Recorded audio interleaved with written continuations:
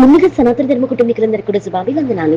ఈ రోజు నేను మీతో చర్చించాలనుకున్న ఆలయం గోపాలపల్లిలో ఉన్నటువంటి శ్రీ వేణుగోపాల స్వామి వారి ఆలయ చరిత్ర గురించి ఈ రోజు మనం తెలుసుకుందాం. సాక్షాత్ ఇక్కడ కృష్ణ పరమాత్ముడు తనకు పూజలు సరిగ్గా నిర్వహించడం లేదని ఈ ఆలయం నుంచి అలిగి వెళ్లిపోయాడని ఒక ప్రతీతి కలదు. మరి ఇంతటి విశిష్టత కలిగినటువంటి ఈ ఆలయం ఎక్కడుందో ఈ రోజు మనం తెలుసుకుందాం. ప్రకాశం జిల్లా కొమరోలు మండలం గోపాలనపల్లి గ్రామంలో శ్రీ వేణుగోపాల స్వామి వారి యొక్క ఆలయ చరిత్ర గురించి తెలుసుకుంటే మనం ఎవరైనా ఆశ్చర్యానికి గురవుతాం. ఇక్కడికి వచ్చే భక్తులు తమ కోరికలను సాక్షాత్తు శ్రీకృష్ణ పరమాత్ముని నెరవేరుస్తాడని భక్తులందరూ కూడా ప్రగాఢమైన విశ్వాసాన్ని పెంచుకున్నారు.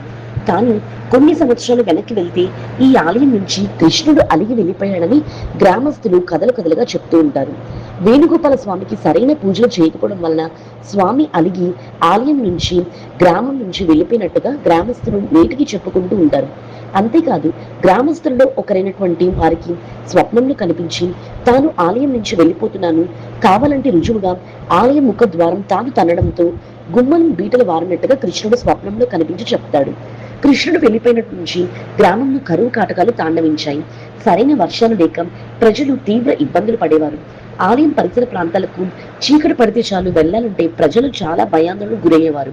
అప్పుడు గ్రామస్తులందరూ కలిసి గ్రామంలో శ్రీ వేణుగోపాల స్వామి వారి ఆలయానికి పూర్వ వైభవం తేవాలన్న తలంపుతో మరో అంగరంగ వైభవంగా ఆలయ ప్రతిష్ఠ చేశారు.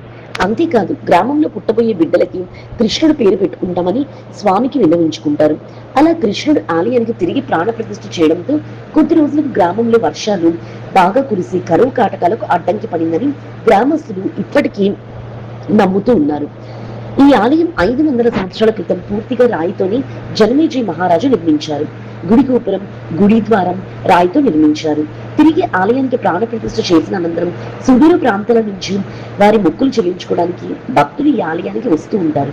ఇక్కడ వేణుగోపాల స్వామి వారిని పూజించి కోరిన కోరికలు తప్పక నెరవేరుతాయని ఇక్కడ ప్రభావంగా నమ్ముతూ ఉంటారు. గ్రామంలో ఉన్న శ్రీ వేణుగోపాల స్వామి వారి ఆలయం ఎంతో ప్రత్యేకమైన ఆలయం కావడంతో ఈ గ్రామానికి గోపాలనపల్లి అని గ్రామస్తులు నామకరణం చేశారని భక్తులు చెప్తూ ఉంటారు. మనం తెలుసుకున్నారు కదా ఇంత విశిష్టత కలిగినటువంటి గోపాలనపల్లి వేణుగోపాల స్వామి వారి ఆలయ విశేషాలు. ఈ వీడియో చూసిన మీ అందరికీ కూడా కృతజ్ఞతలు.